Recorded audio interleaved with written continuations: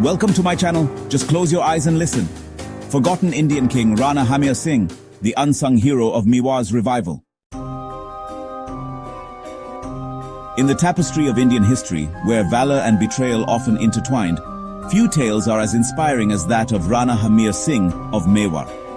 Rising from the ashes of defeat, Hammir re-established the Sisodia dynasty and restored the pride of Mewar after the devastating fall of Chittorgarh.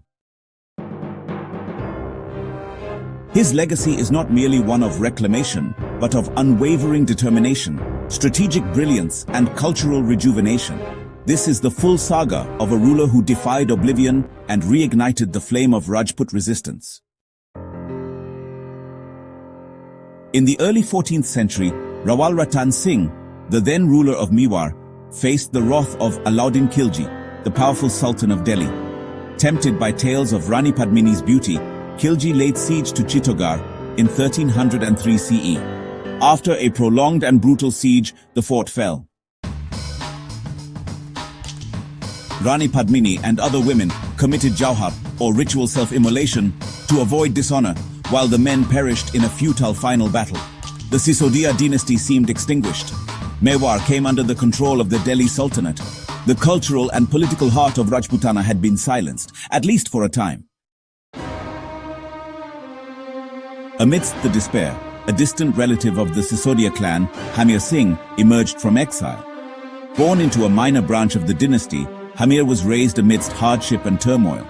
His father, Rana Hammir Singh, had taken refuge in the Banas Valley region after the fall of Chittor.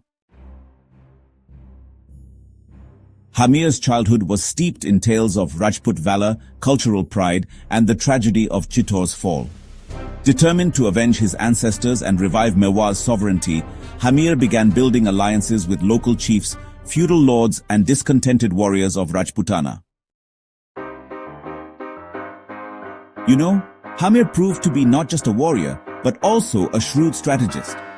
He really capitalized on the weakening grip of the Delhi Sultanate under the later Khilji and early Tughlaq rulers. He offered protection to rebel commanders and gave refuge to those fleeing the Sultanate's tyranny. Quite impressive, isn't it? One of the pivotal moments came when he provided sanctuary to Maldio, a rebel governor of the Sultanate. This act not only brought him experienced soldiers but also crucial intelligence about Delhi's military strategies. Hammir's growing power, well, it alarmed the Sultanate.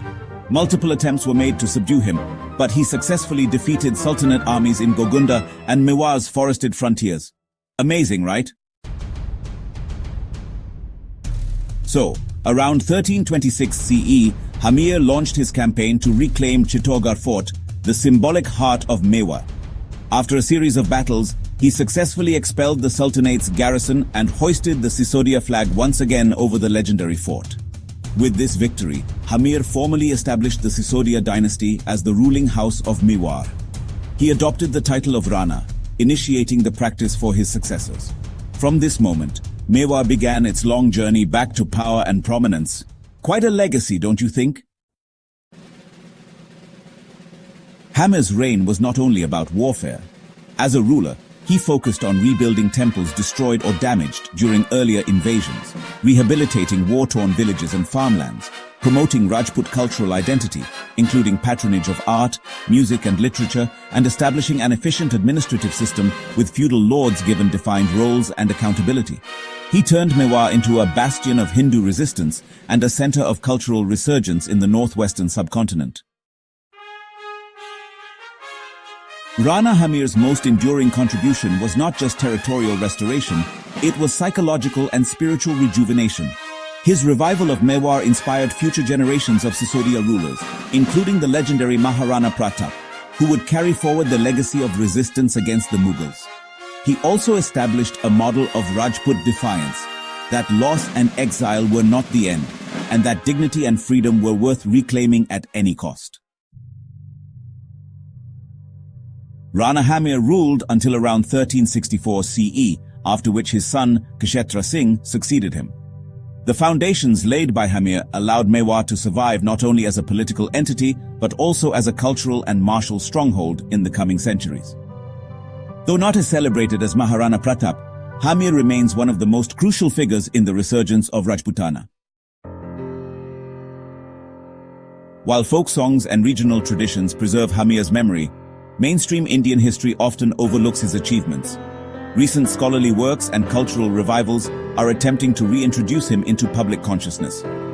Hammir's story reminds us that revival is possible even from total ruin, that a fallen fort can rise again, and with it, the spirit of a people. Rana Hammir Singh is not just a king. He is a symbol of resilience, strategy, and unyielding will. In an era when hope was extinguished in Rajputana, he rekindled the flame.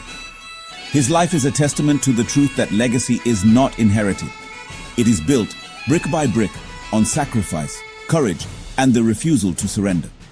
He may not wear a crown of gold in popular history books, but in the hearts of Rajasthan's soil, he remains the one who made Mewar rise again.